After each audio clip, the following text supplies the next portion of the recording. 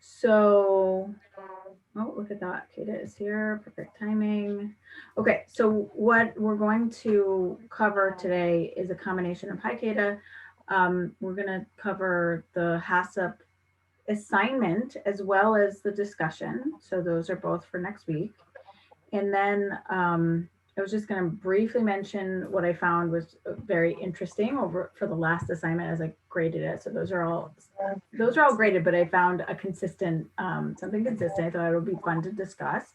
And then Kata asked to talk a little bit about fortification. So if you guys saw in the announcements, I'm going to try to have a different topic each week. And so, this week we'll talk a little bit about fortification, but Ingrid or Christina, if you have topics that we can fill in the following weeks, that would be great. Next week I'm going to talk about my career, because I know you guys are both interested, all three of you are interested in the dietetic career path. So I figured I'd talk about that. But then the sky is the limit in terms of what we can talk about intelligently. I will always go over the assignment just so you guys feel comfortable about that. So what I will start with, which I think was very interesting, was the My Plate plan, right? Everybody did the My Plate. You guys did the menu, and consistently, just in terms of the summaries, consistently, I would say probably 90% of you thought it was, high on the calories and it was impossible to get that much dairy. So, Kata and I discussed this last week, but I think it's worth noting, and again, we're recording so that everyone can view and go back to this on their own time. My Plate, puts dairy in there. It's considered milk, right, or a dairy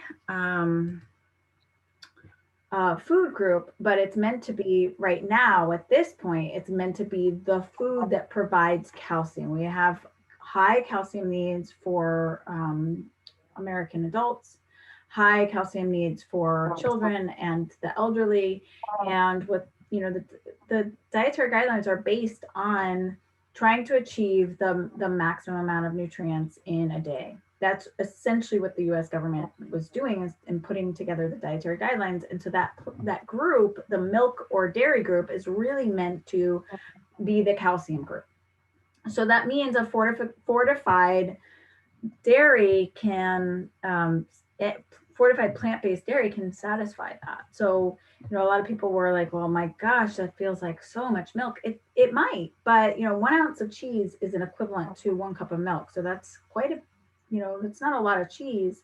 And if for somebody not wanting cheese, they can definitely do plant-based products. I know there are a few plant-based yogurts, and again, fortified. There's so many plant-based milks on the market. Not everything is fortified. Not everything is fortified the same. I would love it if the government started creating some standardization with fortification, and we'll talk about that in a little bit. So I just thought that was a note, interesting to note. With that, I'm going to segue into our HACCP. Okay, so I'm just going to review these things. So we have next week's assignment, which is due on July 13th, which is next Tuesday. Is create a HACCP plan for an animal-based food item. So basically, you're choosing anything animal-based. Animal-based means it's a little bit higher risk. So beef, chicken, fish, shellfish, pork, egg, or dairy, and create some kind of HACCP plan to ensure its safety. So you're thinking about going to the grocery store, and how you're buying it, all the way getting it home, all the way to you're storing it once you get home, preparing it, and then eating it, and then having leftovers. So you'll want to create some kind of chart. Now, as Ingrid pointed out, that there's a chart in the slide deck. It sounds like the slide deck chart is in Spanish, maybe, or in a different language. So what I was going to do is share my screen and give you show you a template, which, you guys, I don't typically give this template, because it's, you get it in another course that I created later down the line when you guys are in this program. but you can kind of find something similar on the internet, or create something. It's not really meant to be very like really full HACCP. This is meant to be sort of a small part of HACCP. It's not meant to get too in depth. Now, I'm going to back up just as a reminder. HACCP is part of the overall control of food safety within an organization. And, if you're thinking about yourself as a manager, which, hopefully one day you will become a manager, typically dietitians don't think about food safety, but it's actually a really important part of their jobs. In fact, when I was doing research and development, we built in HACCP into every single one of our recipes. So HACCP was a really big part of my everyday. So it's the manager's responsibility to actively control any risk factors for foodborne illness. And that active managerial control is trying to be really proactive rather than reactive. And so trying to almost like anticipate any risks, and those risks include a number of them. And you guys will actually get your ServSafe certification at some point. ServSafe certification, the manager certification, is a certification that demonstrates that you have studied and feel confident in food safety. But the key areas for food safety issues, which you may have read in the book, purchasing food from outside sources. You're bringing food in, right? So as you bring food in, you could bring in pests. It can be out of temperature, failing to cook food correctly, holding food, so hot holding or cold holding. The standard we just got off of July 4th, sort of the standard thing that comes to mind is like a mayonnaise-based salad sitting out, at 3 hours in a 90-degree weather. Contaminated equipment can be challenging. So, really being proactive and training your staff to clean the equipment, and even poor personal hygiene. I mean, I've worked in many kitchens where we've had to coach and mentor chefs to have proper personal hygiene, or wait staff front of house as well, like from nail polish to keeping their hair up to even jewelry.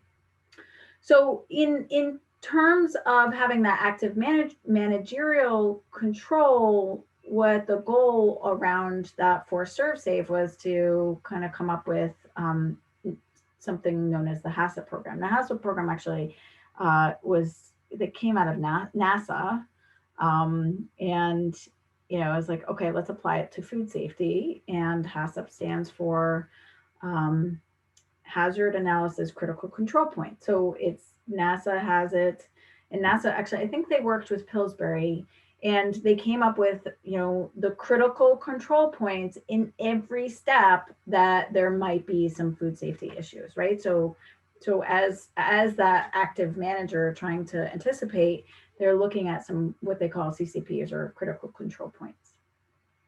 So you probably reviewed or may not have gotten to it yet, but you will. There are 8 principles within HACCP, and there's 7 principles within HACCP. I know it's chapter 8. I'm thinking, why did I say 8? It's chapter 8 in ServSafe. And there's 7 main principles. Understanding, really doing a hazard analysis, so understanding what everything that's out there. Determining your critical control points, establishing what a critical limit is. What's the temperature that you want for how long can something set out? How long, a lot of places will use things that have been ready to serve, have not been served, but are left over. How many days do you want to keep them? Maybe some location might keep it 3 days, some location might keep it 5. According to ServSafe, you can keep it 7 days, but some places like to do it less. Establishing monitoring procedures. How often is your staff taking temperatures, identifying corrective actions, what happens if there's an issue, if something's out of temp, and verifying if the system works. So being sure that you're always making sure that everything works, that the thermometers are working, the cold holding cooler is working, and so forth. And then understanding how to keep documentation. Like if you have a temperature sheet and the staff is keeping temperature sheet and they fill out the entire temperature sheet, where does that temperature sheet go? We usually kept things 3 to 6 months because you never know, somebody might come back and have an issue. So so that's the active managerial control, really staying on top of your food safety. And so with that, what you guys are going to do, and I'm going to at this point share my screen. What you guys are going to do is here it is.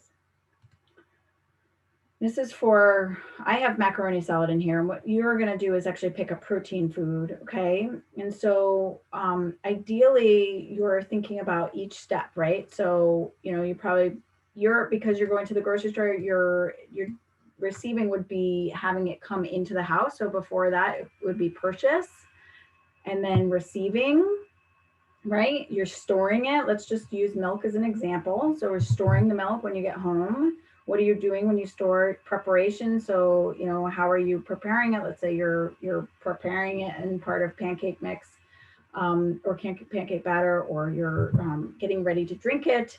Are you drinking it, pouring it into a glass? That sounds obvious, but not always. If any of you have teenage boys, you know that drinking out of the container is easy and convenient, but full of potential pathogens.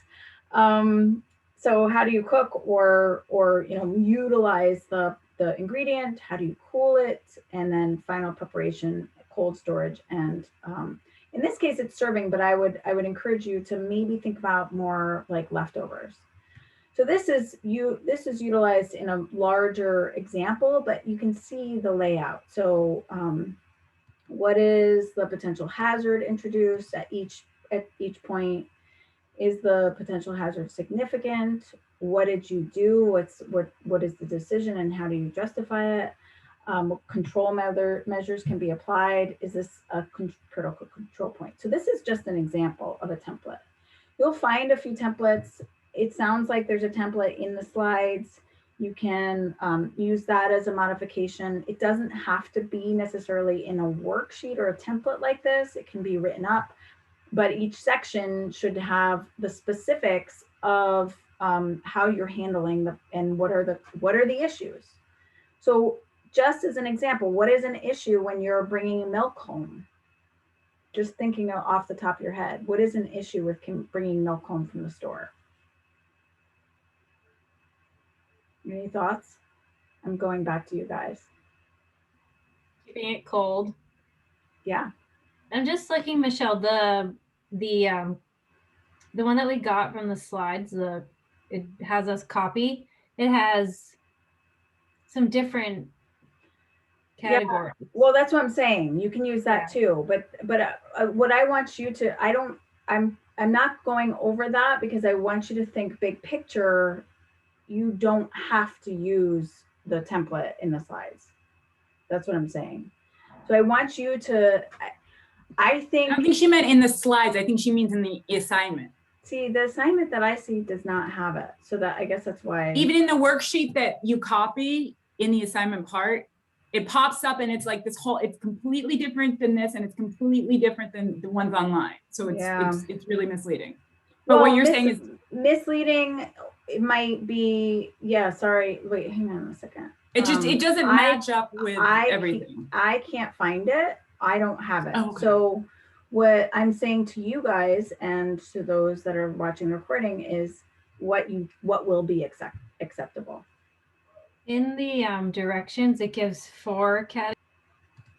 Oh, sorry. It gives so I heard what you just said about the categories. You had 7 you just mentioned. Yep. And in our directions, it just mentions purchase, initial storage, preparation, and leftover storage. Can we just use those 4? So or do you want all the 7 that you mentioned? This is ensure its safety from purchase to initial storage, right? Preparation, and finally to leftover storage. Yeah. So what I'm trying to do is give you guys big picture first, right? So think big picture, because we are eventually, you are gonna write multiple HACCP plans eventually, and then taking it into narrowing down the focus a little bit. As you narrow it down, I keep trying to go back to this assignment. So I have create a HACCP plan to ensure its safety from purchase to initial storage. So you're thinking about that, right? So you're thinking about it from, so not just for like, I want you to think about purchase. How are you dealing with that milk? Okay. So then what are you dealing with at initial storage? If you're doing some kind of preparation to it, what are you thinking about? And then how are you handling leftover storage? So I'm just giving you an example that gives you a sense of another HACCP plan. Okay. So thinking about, I keep doing that. Okay. Thinking about, I'm sorry to anyone that is either here or watching this. I do not have a template in this assignment. So I'm going to have to go back and look a little bit further. It's in the instructions, like when you click on the assignment. Yeah, for some reason I don't have it. So I'll have to go into, I don't know, like it's not clicking on anything.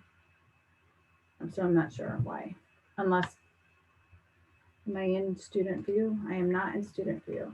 Yeah, so I might have to go into the other LMS and open it up and take a look. Nonetheless, what I want you guys to not get hung up so much on that, but focus more on you using the HACCP control points and identifying for each of those stages, right? And what I let people do or have done in the past is, the template is great, but you can also do a very really summarize it in a write a paper. Some people write it out, and that's okay too. Okay, so that will be acceptable. And I think that's another key point here. But backing it up with, really being thorough and having good backup to demonstrate the points. What I have found from some people is that they just drop very little into the template and are not thorough. So I think the key here with any HACCP plan, think about your staff, right? Like put yourself into their shoes, and they're reading a HACCP plan. They're trying to understand what are the key control points that you as a food service manager, you as a nutrition manager are looking for. So really being thorough is key. Okay. Is that what you mean when it uses the word write a narrative about it, like pretend we're explaining it? Yeah. That's what we're looking for, because I think I've gotten this many times before, and it's just like keep cold. So do a little bit more than that. Like why? So what are we trying to avoid? How does your staff need to know? I mean, it seems like it's obvious, but I will tell you again, I'm going to tell you a real story. I have had a staff member temp chicken. He was temping chicken in the middle of the kitchen. He stuck the chicken into, he opened it was in a blast chiller. So a blast chiller is like a souped up refrigerator. It's meant to bring stuff to temperature down to the right temperature quickly. He stuck the thermometer in the chicken, which is always, to me, it was always so weird that he even did that, because we had a probe that was attached to the blast chiller. But nonetheless, he stuck the thermometer into the blast chiller. He pulled it out, read it, and then he stuck it in his mouth and went to go poke another food. So again, the point here is being really, preventative in nature. Like, okay, how do you explain these things to people? Because he might have done that at home. Okay, if it's just him or him and his wife, it's fine. But when he's serving 400 people for lunch, that's a big problem. So being explicit, not just check temp or needs to be hot. So. Okay, with that, the same goes for, and sorry, I don't, for some reason that link is not working. So I'm gonna, of course, follow up with an announcement. So I will hopefully have that. I'm going to the discussion. So we're selecting a foodborne pathogen out of the bacterial food infection section and discuss its characteristics and food associated with the pathogen. What steps you take personally to ensure you're not affected by the pathogen? I'm going to just say, as a reminder here, that these discussions, although are meant to be a discussion with our colleagues or our other students, it's still meant to be have scientific in nature and professionally written. So that's just meant to be a reminder for all. So as we think about what our potential foods associated with the pathogen that we've dealt with in the past or could be dealing with right now, maybe one of us does truly have a teenage son that drinks milk from the container. What are those potential issues, right? Why would that not be okay? But we're discussing it in a scientific manner with solid references to back up the claims. Okay, moving on. Anyone have any questions on the thumbs up on the HACCP? Thank you. Looks like Lucia is here too. Thank you. Hi there, Lucia. Okay, you guys are getting to, we'll go through more. Oops, slideshow. So we'll go through more of this as we go through the course. Keep in mind, as I mentioned in the recording last week, that this course is very high level. It's not, it's like, let's take everything that you would deal with in nutrition and put it all into one course and give you a taste of everything, right? So that's really what this is about, is giving you that taste of everything. So you'll get into micronutrients, but we're not going to really like delve so deep into any specific nutrient right now, because there's time for that. You will, believe me, you'll talk about vitamin B12 ad nauseum. But so we're saying high level, but these are your micronutrients, right? Your macronutrients. Does anyone remember what the macronutrients are? Quizzing you guys. Yes, what are they? Carbohydrates, fat, protein. What am I missing? No, that's it. Those are your macronutrients. And what is the distinction between macronutrients and micronutrients? I don't know how to say it elegantly, but you need more of the macro, or there's more make up your body. Ingrid, Christina, any other thoughts? Okay, yeah.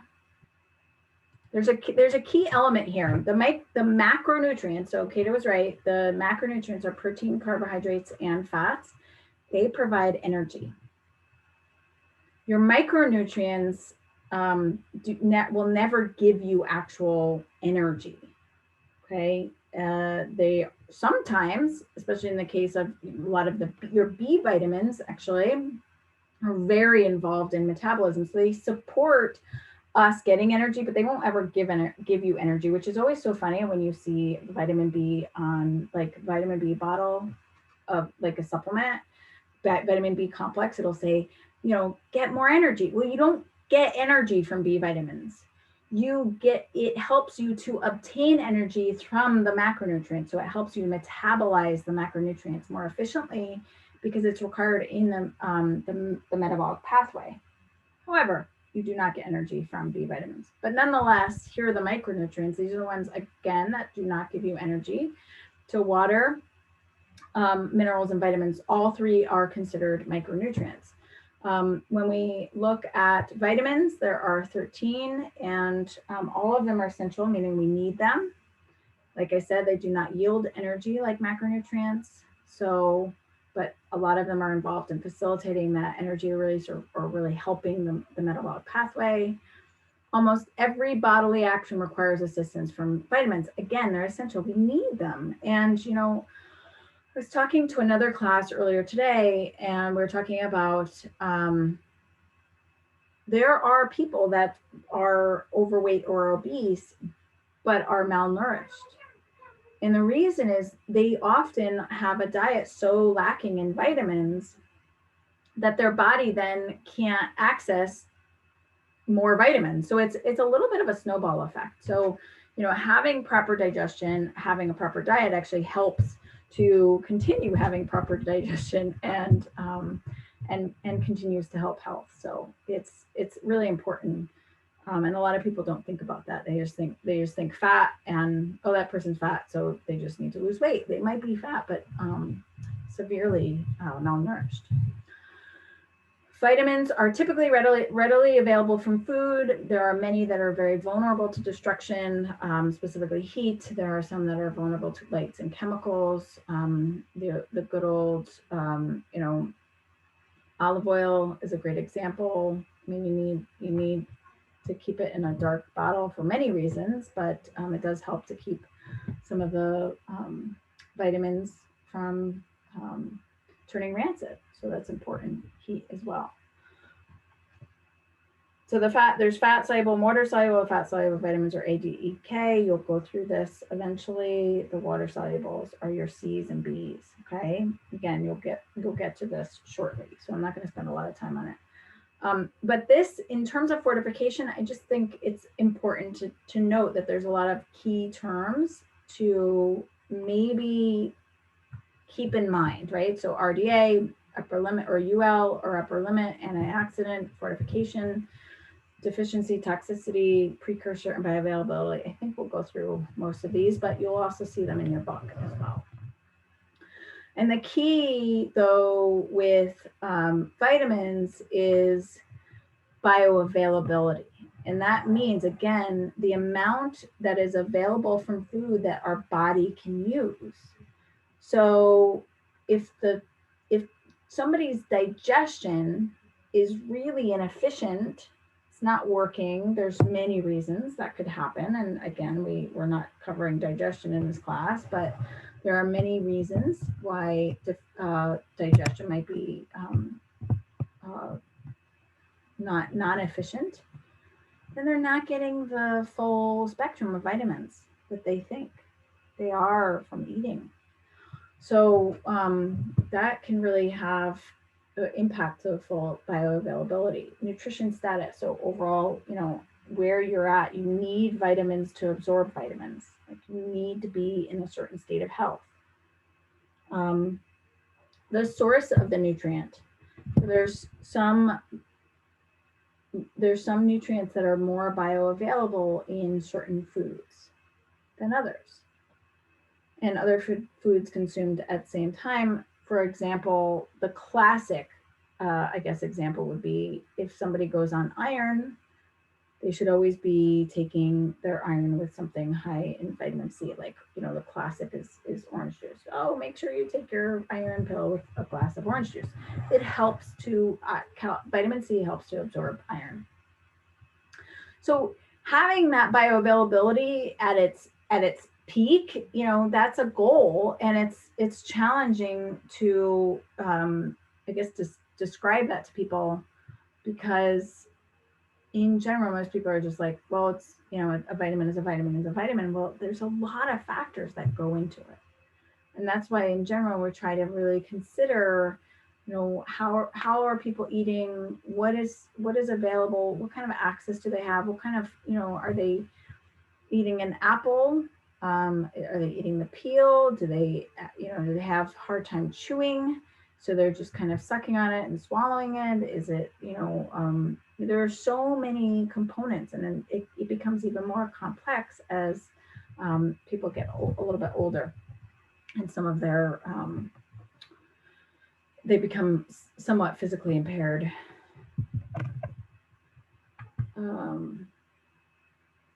So precursor for vitamins, the one that probably is most often discussed is beta carotene. Beta carotene becomes active when it enters the body. So it's activated as it's eaten. Beta carotene becomes activated as vitamin A. So it's an inactive form of a vitamin. And that's typically the one that's most often talked about. Again, we're staying high level here. But moving into vitamin fortification, adding vitamins and minerals to foods that are not naturally present to them. So, you have a picture of the cornflakes from, who knows, I think this is probably what, the 30s, 40s, something like that. Cereal is the food most fortified. You're going to find that bread is also heavily fortified. Why? Well, it was one of the original foods to be fortified because it was a way, it was a really popular food. It was a very simple food to appeal to the masses. It's shelf stable. It's in a box, so we're not dealing with light, and it's cheap. So you're able to access a large part of the population, and so vitamin fortification became popular, and vitamin fortification has changed drastically over the years because it's based on the USDA puts together a group of scientists every 5 years, and they determine what is it that the American population needs nutritionally right now. And in 2010, it was determined that we needed more vitamin D. So the need for vitamin D, the recommendations for vitamin D increased by 200 international units. You'll look at over the history, folate was a really big one, and folate became a really big issue for its support of women in pregnancy and avoiding neural tube defects. And basically what happened was this huge shift towards more enriched grains. So more and more Americans were eating white bread. And as more and more Americans were eating white bread and less whole grains, but more white rice and just white foods, there was an increase in birth defects. So scientists took a look and said, oh my gosh, the rise in birth defects is because of the folate. Whole grains have folate. Less and less Americans are eating whole grains. And so folate became commonly a fortified nutrient, and it's fortified in most breads and cereals at this point. Yeah, Kata, did you have a question? So why do we want to push fortification instead of pushing more whole grains and real food? It becomes a public health question, right? So it's a great question. And of course, now I'm going to be okay. I thought it's a great question, but unfortunately, if we're thinking about, I think I said this to you last time, 10% of Americans eat their allotted fruits and vegetables every day, right? So the U.S. government, the USDA, has to make that call of like, what can we do? And so the attempt for the dietary guidelines is try to eat more whole grains, knowing, we can try to do our best. Americans will try, but, knowing that probably will not be achieved. So in that case, then what do we do as a fallback? I hear you. I'm going to stop share for a moment. I'm going to pause recording. So to get back to your question, I mean, it becomes more of a public health issue. And, the same thing with iodized salt. I mean, would we like to get people to eat more foods high in iodine? Absolutely. But it's hard. We've got lots of issues. We've got access to food insecurity, convenience. There's so many issues in the bigger picture.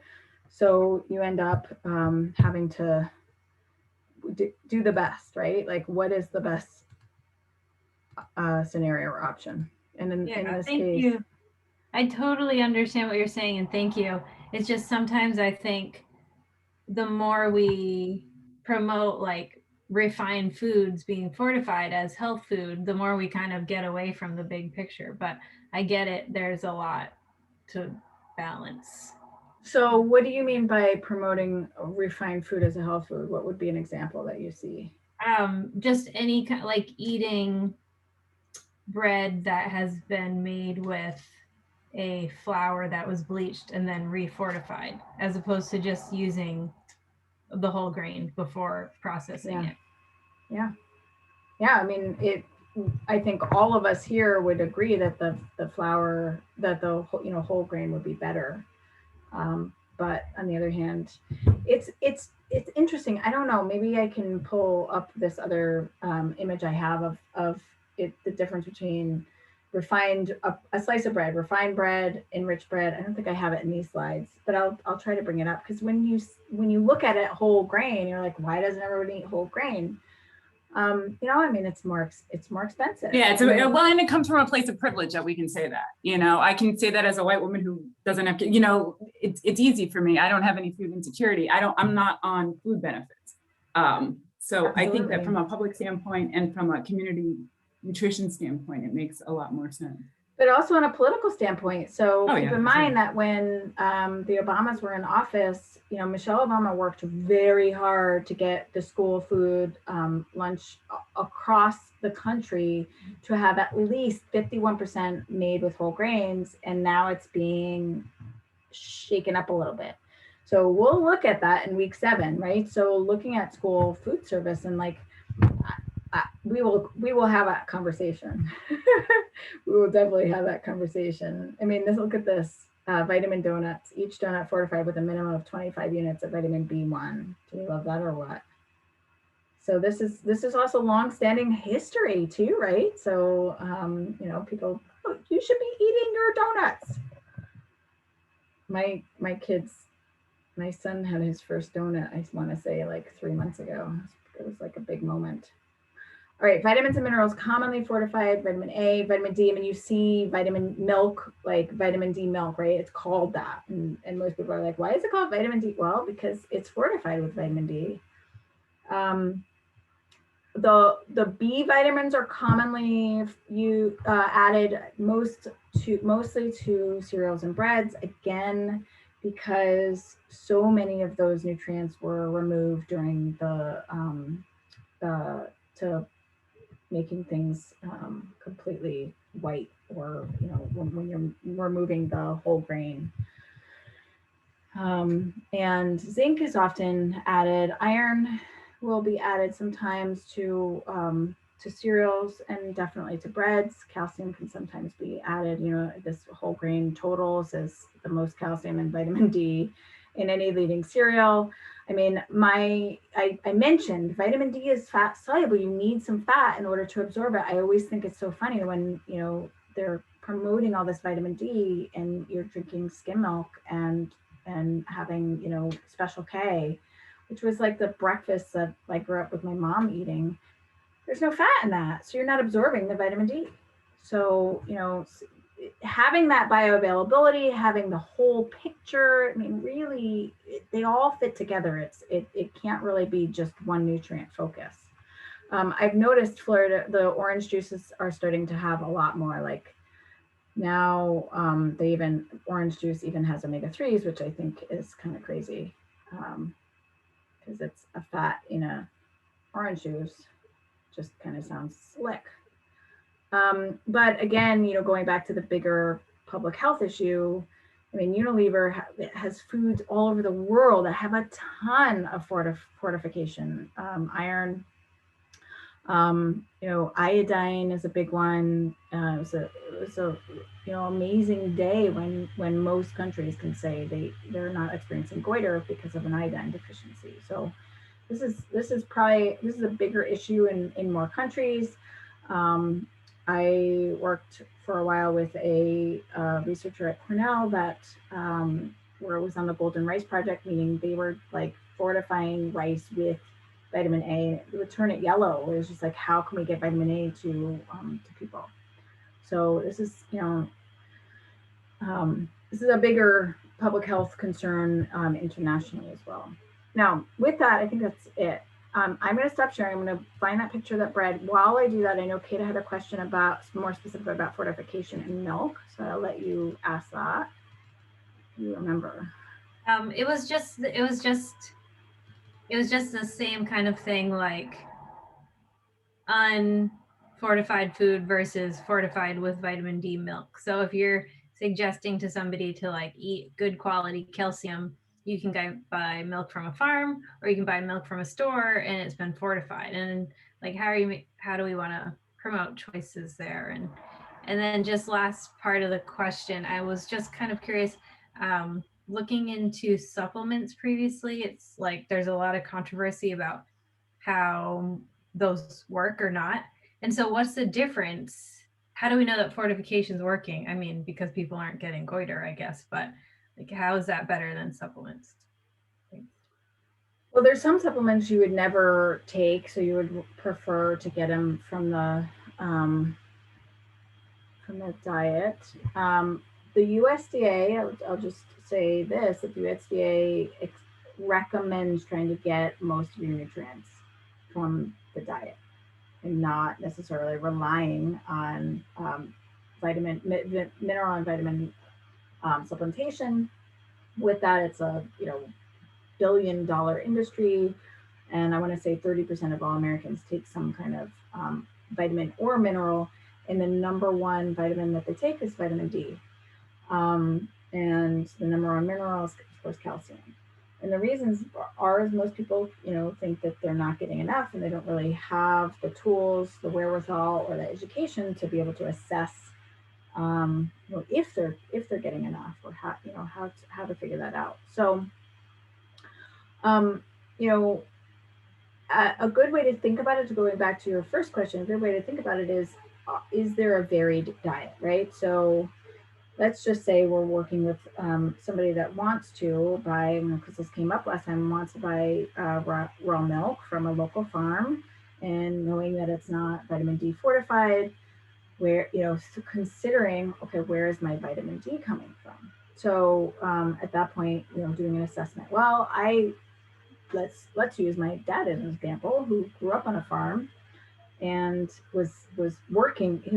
Grew up on a working dairy farm, which he was out working and tending to the animals, tilling the farm, whatever. He's out in the sunshine all the time. He would only drink raw milk because that's all that was available, and it was like never even a thought to get that fortification. However, he had a source, right?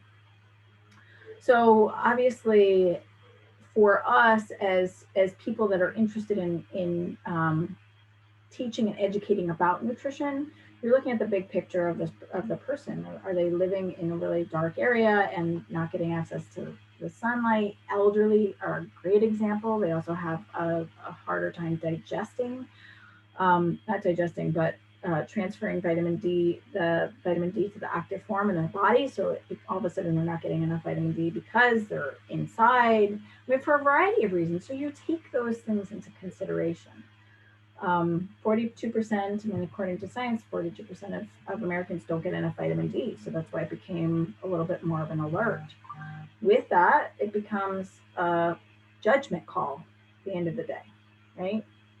I love telling people to go and I think my plate is still a little bit, as you guys probably figured out, it's a little bit simplistic, right? It's not looking at the micronutrients, it's just looking at your dairy, your meat, your fruits, your vegetables. But on the other hand, if you're using that as a tool and you're achieving your probably at least 60% of your plant or your dairy, you're probably getting your vitamin D. But I like to say to people, go and sign up for MyFitnessPal or Chronometer, which I think somebody was using Chronometer. Maybe Ingrid, I think you were using. Yeah, so let's go use that one day a month. Just check in with your nutrients. How well are you doing, right? Like just check in and see, like, consistently for the last 6 months. I checked it 6 times and I'm consistently not getting enough calcium. Then you probably need to supplement, right? So guiding people, empowering them to understand how to use some of these tools, I think is really great. Supplementation in general, it's expensive. You could be taking it a ton and not doing it the right way, right? So this is why the dietitian comes in so handy, right? So like the Meals on Wheels dietitian, who's sitting and doing an intake with all of the elderly patients that receive Meals on Wheels, they're asking all these questions. It's the value of us as a profession. It's being able to dig a little deeper and understanding that picture. I did find this. Hopefully, that answered your question. It depends. It's the bigger if the 2-word answer. It depends.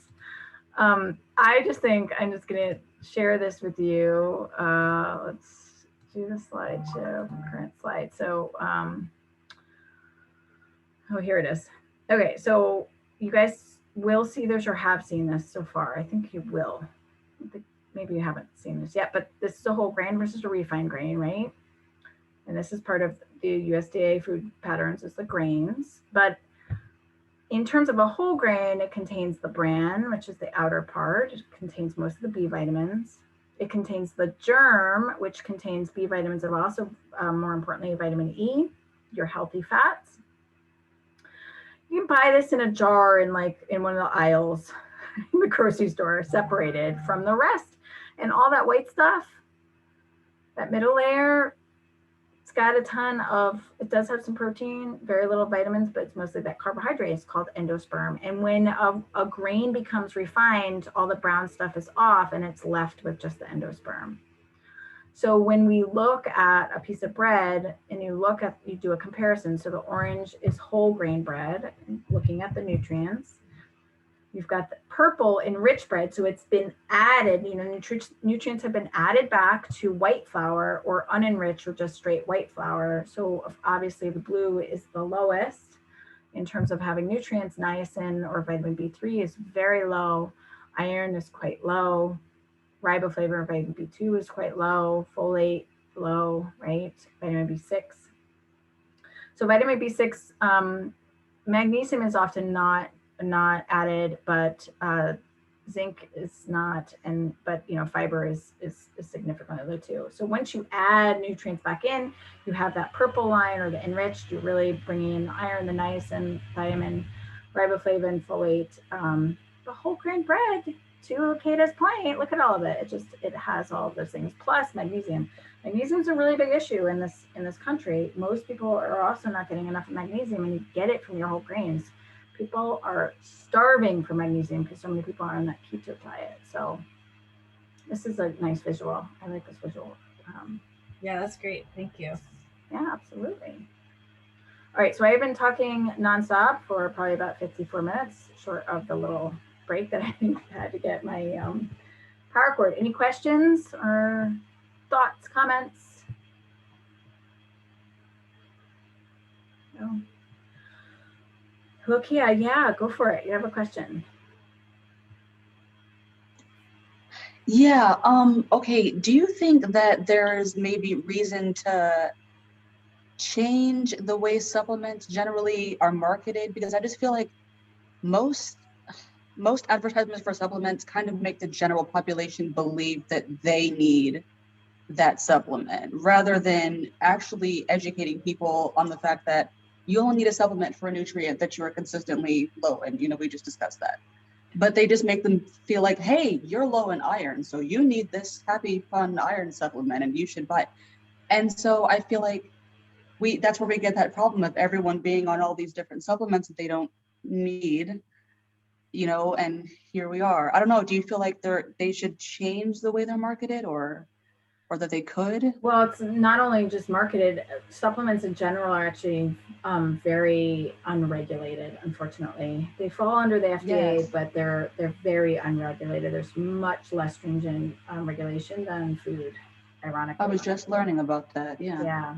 So do I think it should? Yes, but I mean, look at marketing. Even marketing of food is crazy. It makes you think like you need to get this yogurt or you need to get this cereal, right? So, and then you go into the aisle and you see all these magazines of like you need to follow this diet because you know Kim Kardashian lost 20 pounds. So it's everywhere.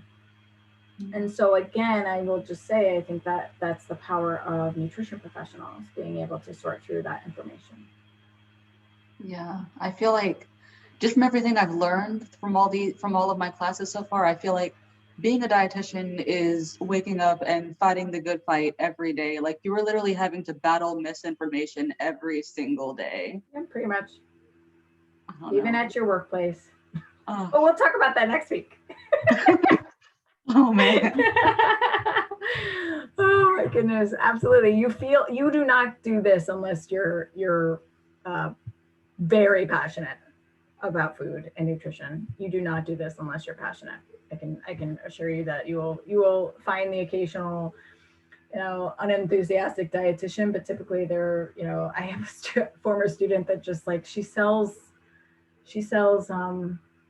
nails. It's so weird. Like she has this whole nail business. And I'm just like, what are you doing? She's so smart. And she's just like, I couldn't do it. I'm a mom and I just didn't want to, yeah, you just couldn't do it. But I could tell you that most people you have, it's a career by passion. Definitely. Oh. Good question. Well, thank you all for joining in for our conversation today. I think, again, I have next week, we'll talk about my career, just because I know it sounds like based on the discussion and hearing some feedback from via emails that people are interested in hearing, you know, the path of a dietitian. I can tell you that I've worked with a ton of students, right? I was at Cornell for 10 years. I worked with a ton of dietetic students, so I have that experience as well. So I can kind of chat about that. But then the sky's the limit. So if any of you have any other thoughts about other topics, I'm happy to add them to the queue. With that, I am gonna stop recording and say thank you. And